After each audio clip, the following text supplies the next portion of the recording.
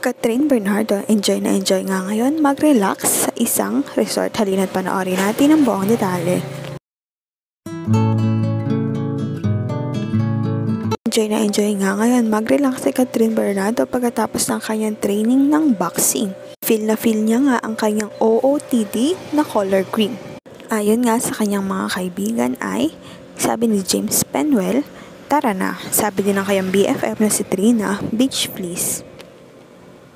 Agad-agad nga ay pinusuan ito ng kanyang mga followers. Marami na ring netizens ang naghihintay ng hello, love, goodbye to, lalo na ang mga Team Kat din. Ipapalabas na daw ito sa August 2024 at gaganapin sa Canada. Isasabay ang pelikula sa Metro Manila Film Festival, kaya malaki talagang competition ang mangyayari sa December 2024.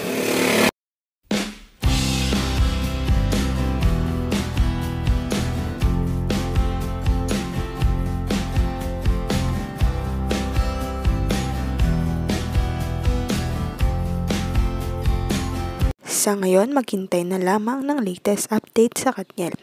Huwag kalimutang mag-like at subscribe sa aking YouTube channel, Selyang Beats, para updated kayo sa mga balita. Maraming salamat po sa panonood.